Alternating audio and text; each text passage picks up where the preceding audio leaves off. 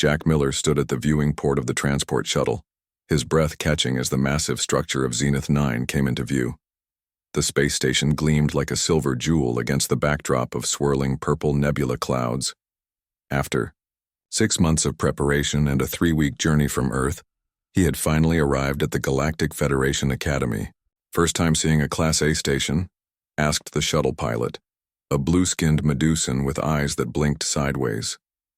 "First time seeing anything off Earth," Jack admitted, adjusting the shoulder strap of his standard-issue duffel bag. At 17 years old, Jack was the first human exchange student ever accepted to the Academy. Earth had only joined the Federation 8 months ago. The docking procedure went smoothly, and Jack followed the stream of returning students through the arrival gates. Beings of all shapes, sizes, and colors moved around him. Some floated, some crawled, others walked on various numbers of legs.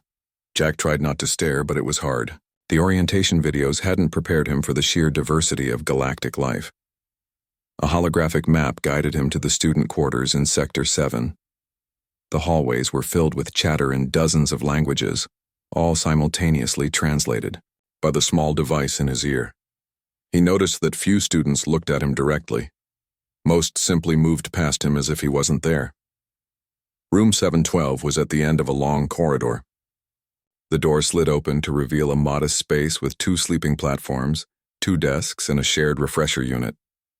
One side of the room was already occupied, decorated with strange crystalline objects and images of a red planet with 3 moons. "You must be the human," said a voice from behind him. Jack turned to see a tall being with 4 arms and skin that shifted colors like an octopus. "I am Zrex, your roommate." "Jack Miller," he replied, extending his hand before remembering that handshakes weren't universal. He awkwardly lowered it. Zrex's skin rippled with yellow patterns. Amusement, according to Jack's cultural briefing. "I have studied Earth customs. This is how you greet, yes?" One of Zrex's 4 hands extended. Jack smiled and shook it. "Thanks for making the effort. I requested a non-standard species roommate. It's good for cultural understanding," Zrex explained. "The others may ignore you, but I find humans interesting." The next morning, Jack arrived early for his first class, Advanced Political Science and Galactic Relations with Professor Colthax. The classroom was a large amphitheater with seats designed to accommodate various body types. Jack chose a spot in the middle, not hiding in the back but not drawing attention in the front either. Students filed in, grouping by species. Jack noticed the hierarchies immediately. The tall, ridge-backed Varaxians took the prime central spots, their movements confident and somewhat aggressive. The willowy Thrasi with their silver skin and 6-fingered hands claimed the front row, setting up multiple screens and data pads. Other species filled in around them, each finding their place in what seemed like a predetermined order. No one sat near Jack. No one even looked his way. Professor Colthax entered, a being made of what appeared to be bundled energy strands contained within a formal academic robe. "Welcome to Advanced Political Science and Galactic Relations. I see we have 27 species represented this term, including..." The professor paused, peering at a data pad. "Our first human student. 26 pairs of eyes, plus various sensory organs," briefly turned toward Jack, then away just as quickly. In that moment, Jack understood his position here. He was a curiosity at best, irrelevant at worst, a representative of a newly joined species with no status or history in galactic politics. Jack opened his notebook app and began taking careful notes, not just on the lecture, but on the students around him. He recorded who spoke to whom, which species displayed dominance behaviors which showed deference. He noted alliances and tensions, listening not just to words but to tones and watching body language. If no one would notice him, then he would use that invisibility to his advantage. He would observe, learn, and understand. Humans might be new to the galactic stage, but Jack was determined to prove they belonged here. As the class ended, Zrex approached him. "How was your first Federation class, Jack?" "Educational," Jack replied with a small smile. "Very educational. 3 weeks passed, and Jack settled into life at the academy. He learned the rhythms of the space station, when the artificial daylight brightened and dimmed, which food dispensers served items compatible with human digestion, and how to navigate the complex web of social rules that governed interaction between species. Jack sat in his usual spot in Professor Colthax's class, watching the daily drama unfold.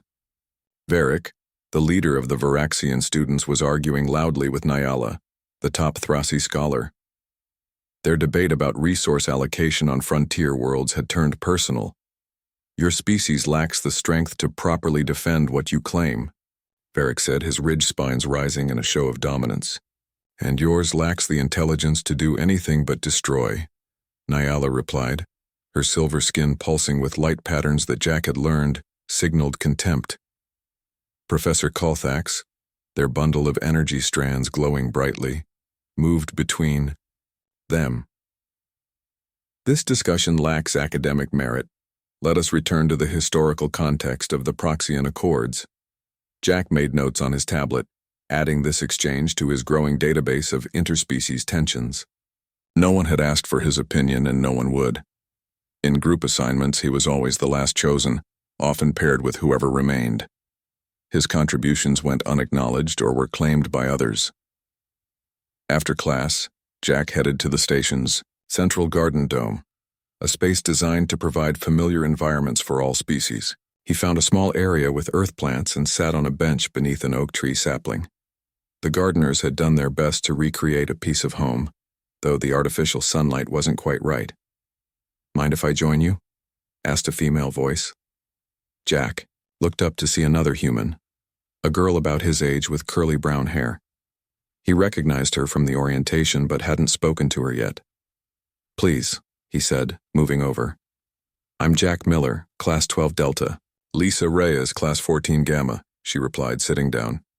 "Advanced Xenobiology. How are you holding up?" Jack shrugged. "I'm learning a lot, mostly about being invisible." Lisa laughed, but there was little humor in it. "I know exactly what you mean. My lab partner, a Draconian, keeps calling me the soft pink one, and acts surprised when I understand complex concepts." They talked for nearly an hour, comparing notes on their classes and the way other species treated them. Lisa had been at the academy a month longer than Jack, and had found ways to navigate the system. "The trick," she explained, "is to find the one thing humans do better than anyone else. I discovered that I have better fine motor control than most species here. Now I'm the go-to student for delicate lab work, even if they won't admit it." Jack thought about this as he walked back to his quarters. What did humans do better? They weren't the strongest, smartest, or fastest. They couldn't breathe underwater or survive in vacuum. They had no natural weapons or defenses. When he returned to his room, Zrex was watching a historical recording about Earth. "Your World War II fascinates me," the four-armed alien said as Jack entered. "So many different nations, ideologies, and strategies. Your species fights itself with remarkable creativity." "That's not exactly a compliment," Jack said, dropping his bag on his sleeping platform. "Maybe not," Zrex agreed. "But it's interesting. Most species have one approach to warfare based on their evolutionary advantages. Varaxians rely on strength, Thrasi on psychic abilities. But humans, you adapt. You compensate for weaknesses in unexpected ways." Jack thought about this as he prepared for the next day's classes. Maybe Lisa was right. Maybe he needed to find the human advantage. The following morning, Professor Colthax announced a prestigious interspecies debate tournament. Teams would research and present solutions to real galactic conflicts. The winning team would earn academic honors and recognition from the Federation Council. "Teams will be assigned by lottery," the professor said, energy strands forming what passed for a smile. "This eliminates bias and creates opportunities for diverse perspectives." As the lottery assigned teams, Jack found himself paired with a nervous Phylaxian named Grix and, surprisingly, Varric the Varaxian. From across the room, Varric glared at Jack with all three of his eyes. Jack sighed. This would be interesting indeed. The first team meeting went exactly as Jack expected. Varric dominated the discussion while ignoring any input Jack offered. Grix, the Phylaxian, nervously agreed with whatever Varric said. They were assigned to debate the historical rights to the Cygnus mining belt, a topic with deep connections to Varaxian-Thrassi relations. We will focus on strength-based claims, Varric insisted, pounding one fist on the table. My ancestors fought and died for those territories. The historical records show it was more complicated than that, Jack said quietly, looking at his research notes. The Thrassi had settlements there first, and the Proxian Accords clearly state, what would a human know about galactic history? Varric interrupted, his ridge spines flaring. Your kind only left your solar system 50 years ago. Jack fell silent but continued taking notes. He noticed Varric's third eye constantly darting toward the Thrassi team across the room, where Nyala was leading an animated discussion. Jack had been watching this pattern for weeks now. Varric's obsession with Nyala went beyond academic rivalry. After the meeting, Jack found Lisa in the cafeteria. She sat alone at a table designed for Centaurian physiology, which meant it was too tall for most species to use comfortably. Smart choice, Jack said, climbing up to join her. No one will bother us here? Lisa smiled. How was your team meeting? Varric pretends I don't exist, Jack sighed. But that's nothing new. What's worrying me is the tension between the Varaxians and Thrassi. It's getting worse. I've noticed, Lisa said, lowering her voice. In my xenobiology lab, we studied pheromone responses last week. The chemical markers coming off both groups indicate high stress and aggression. Jack nodded.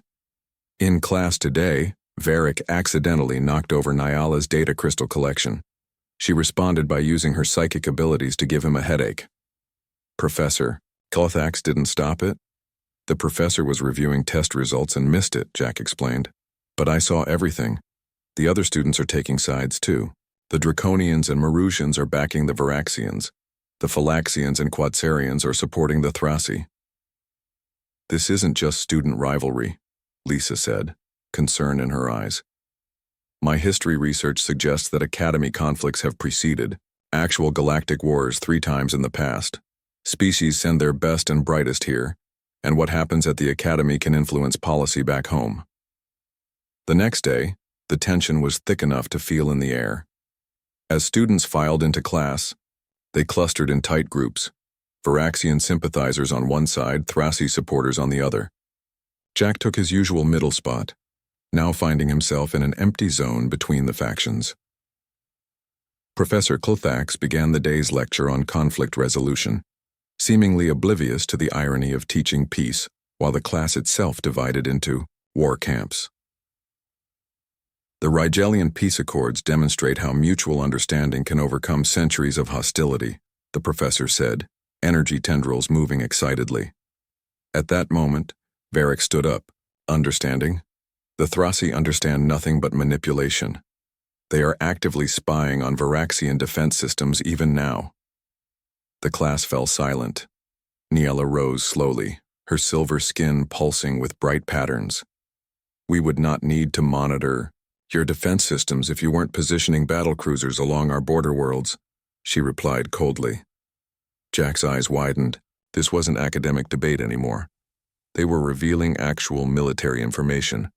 Several students activated communication devices, presumably contacting their home governments. That's classified information, Varric hissed, all 3 eyes, now focused intently on Nyala. As is the location of your new bioweapon facility on Proxima 4, Nyala countered. Professor Kelthax moved between them. Students, this is inappropriate for classroom discussion. These are matters for diplomats and... The professor's communicator chimed urgently. Kelthax checked it and visibly pulsed with concern. I must attend an emergency Federation Council meeting. Class is dismissed early today. Please review chapters 16 through 22 on your own. As Kelthax hurried out, Jack noticed the professor had forgotten to lock the classroom's advanced systems. More worryingly, neither the Varaxians nor the Thrassi were leaving. Instead, more students from both factions were arriving, filling the room with tense energy. Jack caught Lisa's eye across the room. They both recognized what was happening. The classroom was about to become a battleground. Jack watched as Varric moved to the center of the classroom, his ridge spines fully extended now, a sign of extreme aggression that Jack had only seen in historical recordings. "The time for talk is over," Varric announced, his voice carrying to every corner of the room. "The Thrasi have been caught spying on military installations. In the old days, we would settle this with blood." Niala stepped forward, her silver skin glowing with patterns that Jack recognized as both anger and preparation for psychic defense. "Your accusations are hollow," she said. "We have proof of your species' violations of 5 separate treaties. The Federation Council is receiving our evidence as we speak." The other students began to choose sides more openly now. The reptilian draconians moved behind Varric, their scales flushing with the red hues of battle readiness. The crystalline Quetzarians formed a protective circle around Niala, their bodies beginning to hum with stored energy. Jack slipped through the crowd toward Lisa, who had pressed herself against the wall near the environmental controls. "We need to get out of here," he whispered when he reached her. Lisa shook her head. "The doors sealed when Professor Kulthax left. It's a security protocol. Only the professor or security can unlock them remotely." "Have you called security?" "Communications are being jammed." Lisa showed him her device. "Someone brought in a field disruptor." Jack glanced at the Marusian students who were known for their technology skills. One of them was hunched over a small device emitting a faint blue glow. "This isn't just a student argument anymore," Jack said. "They planned this." At the center of the room, Varric was now only a few feet from Niala. The other students had formed a rough circle around them, like an arena. "I challenge you by the ancient rites," Varric said, his voice dropping to a formal tone that sent shivers down Jack's spine. "Let your mind face my strength, and let our ancestors judge who is worthy." A gasp went through the room. Even students from neutral species looked shocked. "He's invoking a ritual combat challenge," whispered a nearby Phylaxian to his friend. "That hasn't been done in centuries. If the challenge is accepted, it could restart the Varaxian-Thrasi War," the other replied. Jack pushed forward. "This is crazy. We're students, not diplomats or warriors." No one paid any attention to him. All eyes were on Niala as she considered the challenge. "I accept," she finally said, her voice cold as space. "But know this. When a Thrasi enters mental combat, only one mind leaves intact."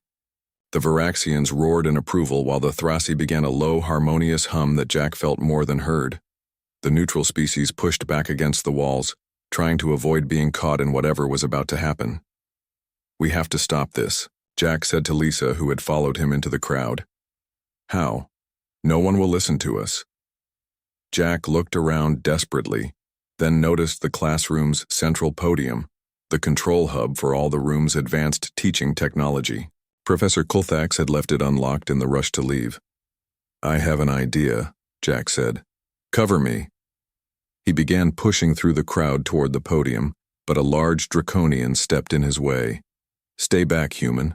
This doesn't concern your kind." "I just want to get to the exit," Jack lied. The draconian sneered. "There is no exit until this is resolved." Across the room, Varric and Niala had begun their ritual.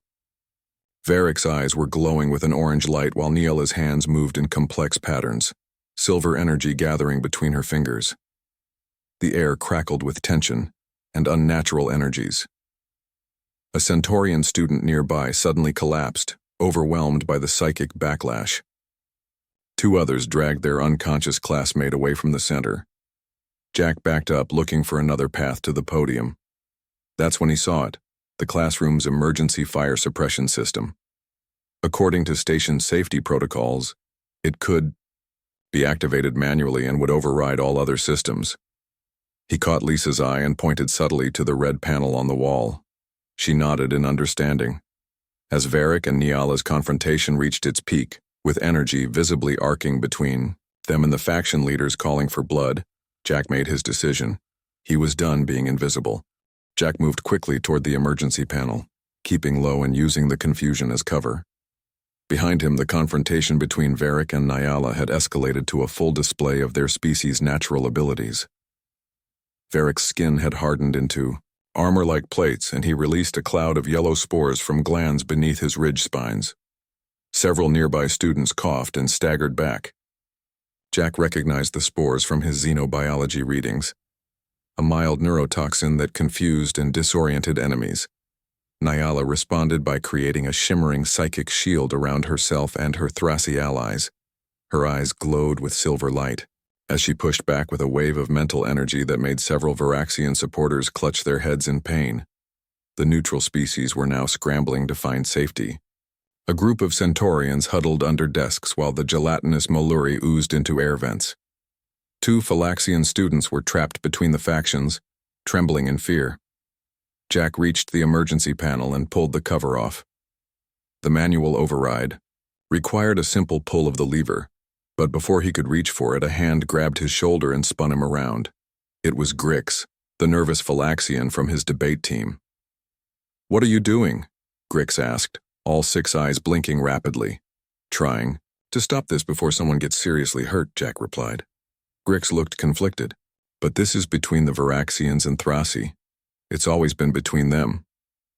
"Look around," Jack said firmly. "Everyone's involved now."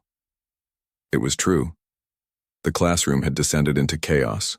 The Draconians had formed a protective circle around Varric and were using their natural sonic abilities to disorient the Thrasi supporters. The Quetzarians responded by vibrating their crystalline bodies at painful frequencies that shattered computer screens and light fixtures. In the center, Varric and Neela were locked in their ritual combat. Varric's third eye was projecting a beam of orange energy directly at Neela's forehead, while she fought back with silver psychic tendrils that wrapped around his mind. A stray energy bolt hit the classroom's main computer terminal, causing it to explode in a shower of sparks. The lights flickered and failed, leaving only the emergency lighting and the eerie glow of the combatants' energies. "We need cover," Jack told Grix. "Create a distraction on the count of 3. Before Grix could respond, a Draconian noticed them by the emergency panel and snarled, "The humans are trying something." 3 Varaxian supporters turned toward Jack, their expressions hostile. One of them reached for what looked like a small weapon. "Now!" Jack shouted. To his surprise, Grix responded by releasing the Phylaxian defense mechanism, a blinding flash of light from specialized organs on his forehead. The Varaxian supporters reeled back, temporarily blinded. Jack pulled the emergency lever. Immediately, alarms blared throughout the classroom. The fire suppression system activated, but instead of water or foam, a fine purple mist began spraying from ceiling nozzles. The mist was designed to be harmless to all Federation species while neutralizing energy discharges, including both technological and biological ones. The effect was immediate. Varric's spores dissipated in the mist. Nyala's psychic energy fizzled and died. The Quetzarians' vibrations dampened to nothing. For a moment, the room was still except for the falling mist and the pulsing red emergency lights. Then the real chaos began. Enraged by the interruption of their ritual combat, both Varric and Nyala turned their attention to finding who had activated the alarm. Other students, disoriented and angry, began pushing and shoving in the semi-darkness. "The suppression system won't hold them for long," Lisa said, appearing at Jack's side. "Some species can adapt quickly." She was right. Already the Draconians were shaking off the effects, their metabolisms processing the suppressant faster than expected. The Thrasi were beginning to glow again, finding ways to channel their abilities despite the mist. "We need a better plan," Jack said, watching as the 2 factions began to regroup. There, Lisa pointed to Professor Clothax's private office door at the back of the classroom. "The emergency protocol should have unlocked it. It has a direct communication line to security that might bypass the jamming."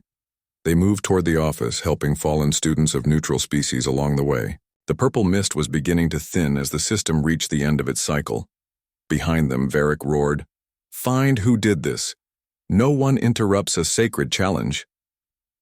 Jack and Lisa reached the professor's office door just as the suppression mist completely dissipated. They pulled 3 injured students inside with them, a young Centaurian, a Moluri, and Grix, who had been struck by a draconian's tail for helping them. "Block the door," Jack said, pushing a heavy desk against it. Lisa went straight to the communication panel, but her face fell as she examined it. "The jamming is affecting this too. We can't call for help." Outside, the sounds of conflict grew louder.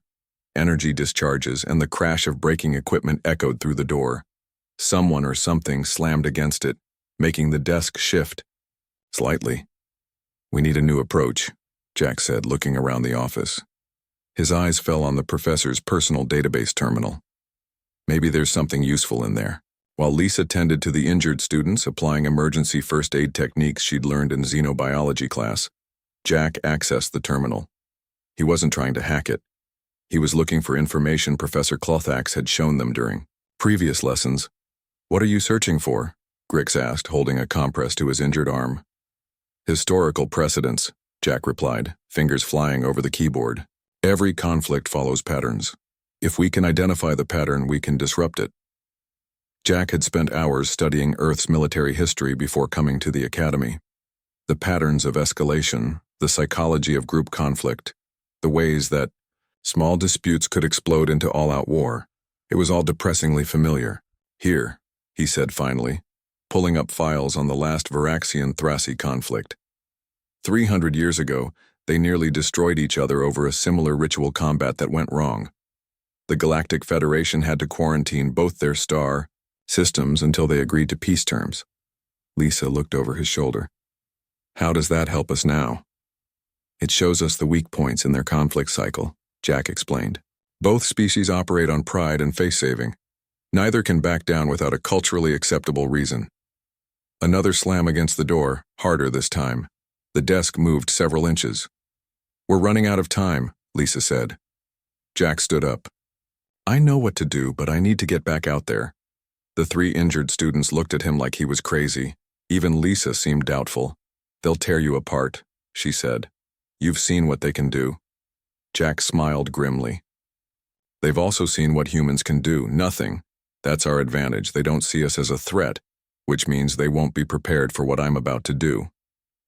He moved to a storage cabinet and began pulling out equipment, a portable shield, generator, sensor devices, and a data pad. "What are you planning?" Grix asked. "Something my ancestors called asymmetric warfare," Jack replied. "When you can't match your opponent's strength, you change the rules of engagement." Another blow hit the door, cracking it down the middle. "Lisa, you're better at xenobiology than I am. These students need medical attention. Stay here and keep them stable." Jack handed her the shield generator. "This will give you some protection if they break through." "And what will you do?" she asked. "I'm going out through the maintenance access," he said, pointing to a small panel in the ceiling that most species would be too large to use. "Then I'm going to use what humans do best: adapt and overcome." Grix looked at him with all six eyes, blinking in confusion. "But you have no natural weapons, no special abilities." "That's not entirely true," Jack said. "Humans have endurance. On our world, we evolved as persistence hunters. We're not the fastest or strongest, but we can keep going long after other species have exhausted themselves." He pulled himself up through the ceiling panel as another blow hit the door, splitting it further. From above, Jack looked down at Lisa one last time. "Keep them safe. I'll create a diversion to draw attention away from this room." "Be careful," she called up to him. "Actually," Jack replied with a small smile, "I'm about to be the opposite of careful. I'm going to make sure every single person in that classroom notices the human exchange student." With that, he disappeared into the maintenance tunnel, armed, with nothing but his knowledge of history, a data pad, and a desperate plan that would either save them all or make things much, much worse. Jack crawled through the narrow maintenance tunnels above the classroom. Through ventilation grates, he could see the chaos below.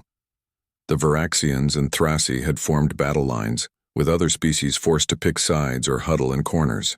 The beautiful classroom was now a wreck of broken furniture and damaged technology. He paused at a junction and checked the datapad he'd taken from the professor's office. The classroom systems were still active despite the damage. If he could reach the main environmental control panel on the far side of the room, he might be able to implement his plan. Jack took a deep breath and began moving again. The tunnel narrowed even further, designed for maintenance drones rather than living beings. Most species would find it impossible to navigate, but Jack's smaller human frame allowed him to squeeze through. Below him, Varric was rallying his supporters.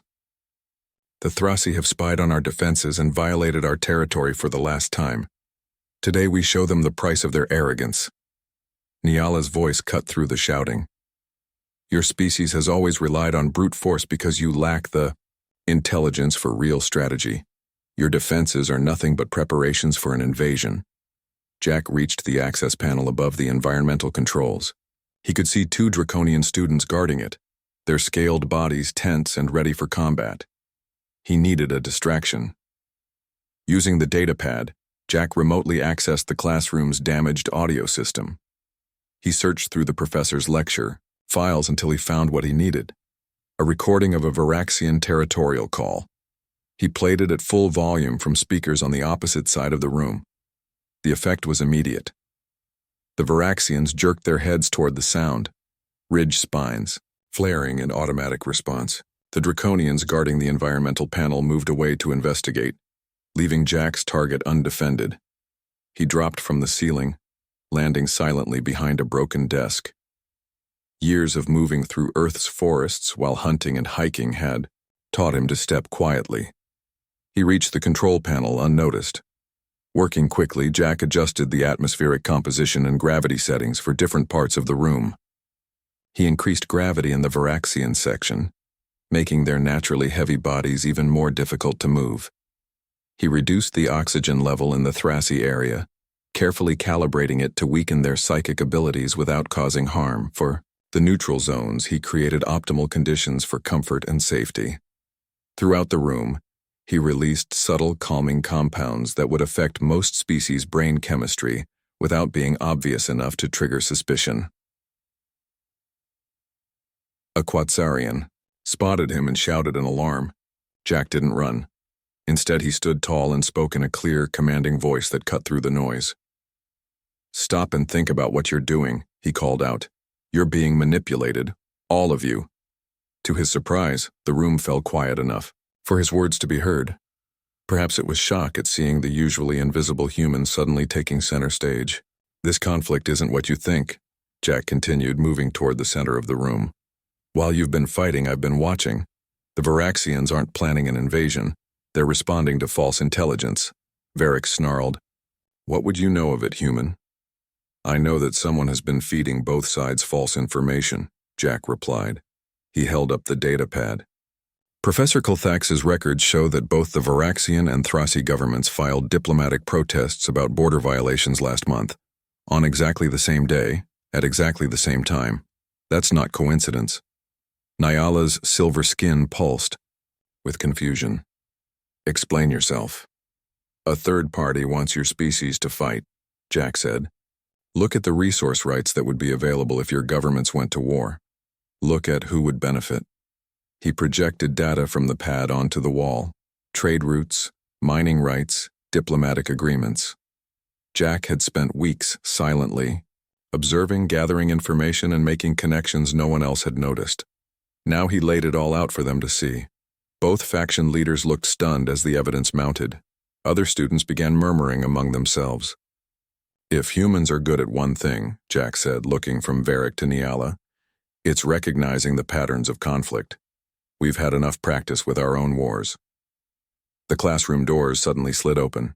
Professor Colthax floated in, followed by a squad of Federation security officers. They stopped in surprise at the scene before them.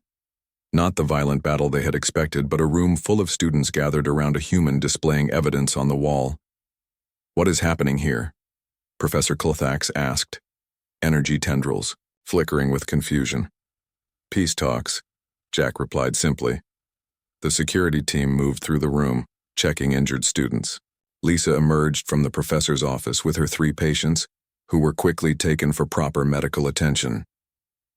"The human discovered something important," Varric said, his aggressive posture now subdued. "Our conflict may have been engineered by outside forces." Nyala nodded in agreement. "He has presented evidence that suggests manipulation of both our governments. Professor Colfax examined the data Jack had assembled. This is concerning. The Federation Council must be informed immediately. As security restored order to the classroom, Jack found himself surrounded by students who had previously ignored him. They had questions, comments, and in some cases, apologies. "How did you know which environmental settings would affect each species?" asked a draconian student. "I paid attention in xenobiology," Jack replied with a small smile. "And I've been observing everyone since I arrived. When no one notices you, you have plenty of time to learn." A Federation official entered the room and approached Professor Colfax. They spoke in hushed tones. Then the professor turned to address the class. "Students, today's events will have significant diplomatic repercussions. As a precaution, all of you will be interviewed by Federation security. Classes are suspended until further notice." As the students filed out, the official approached Jack and Lisa. "The Federation Council requests your presence at an emergency session. Your observations and evidence may be crucial in preventing an interstellar incident."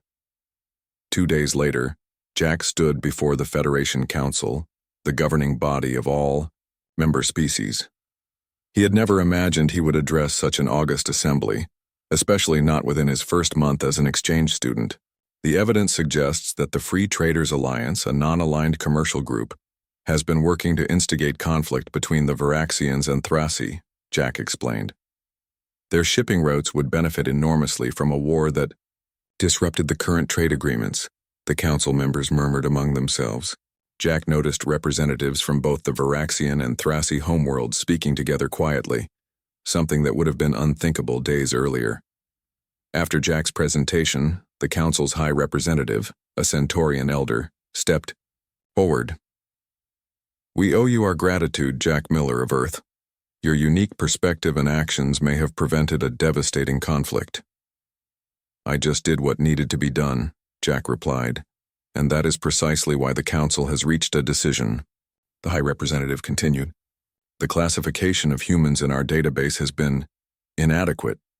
Today, we officially recognize humanity as a Class A species with special diplomatic status." A murmur of surprise and approval went through the chamber. Additionally, the Federation Academy will be expanding its human exchange program. Your demonstration of conflict resolution skills has created significant interest in human perspectives. When Jack returned to the Academy a week later, everything had changed. Students who had once ignored him now greeted him respectfully. His observations were sought after in class discussions. Professor Colfax had even created a special seminar on human approaches to conflict resolution, with Jack and Lisa as assistant instructors. As Jack walked into the repaired classroom for the first time since the incident, he noticed a new student, another, human from Earth, looking nervous and out of place. Jack smiled and walked over. "Welcome to the Galactic Federation Academy. I'm Jack Miller." The new student looked relieved to see another human. "Thanks. Everyone's been staring at me since I arrived." "Is that normal?" Jack laughed. "Actually, being noticed is very new for us here. Let me tell you a story about how that changed." Later that day, Jack received a message from Earth's ambassador to the Federation. It contained a simple update. 6 more human exchange students were arriving next month, and 23 Federation species had requested human diplomatic advisors for ongoing negotiations. No one would ever overlook the human exchange students again.